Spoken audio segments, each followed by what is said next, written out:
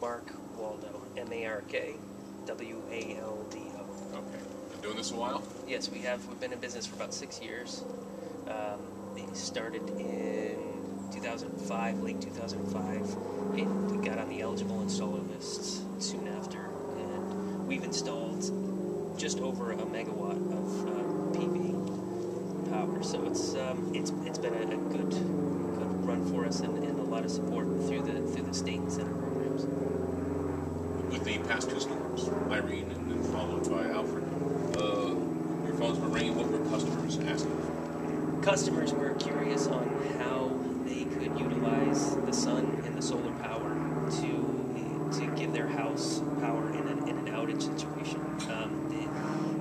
The nature of a grid-tied PV system doesn't allow for that production of power to be sent directly. It needs to be regulated. If you look at a PV system as the PV panels being the muscle and the inverter being the brains, the inverter is looking for a grid source to send that power out to, and the PV is not regulated into loads in an outage situation. So what you have is a potential to push power through sensitive electronics and damage equipment in your house. But it could be done. You could be a standalone system? You could be a standalone system. What you need is the ability to charge a battery bank, or create a diversion load or a dump load. But the more common route would be to have a battery bank, where you would charge that battery bank and then create a critical load panel, similar as you would with a generator.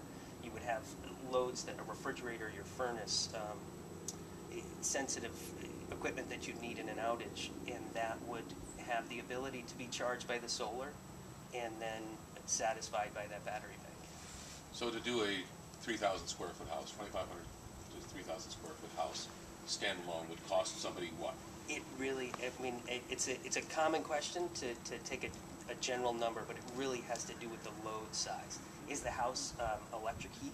Well, we can't size a battery bank large enough to satisfy a home that has electric heat. A boiler, a refrigerator, and most commonly in Connecticut, a well, a 240 well. You're imagining the cost of a backup system anywhere from $5,000 to $7,500, bare minimum. This is not, people look at a generator with 5,000 watt capacity. At 240 volt, they can buy at Home Depot for $750, and they have it hooked up for maybe under $2,000. And you're comparing those two numbers for the similar amount of output. Will it ever get there? It will get. What is the most expensive components to a battery backup system are the batteries themselves. So the technology and the manufacturing, the inefficiency that goes into the batteries cost would come down with the improvement of efficiency. More people are going to purchase the systems if they're more efficient and more cost effective. All right, want to do a show and tell? So this is a PV. This is a grid tie module. Modules are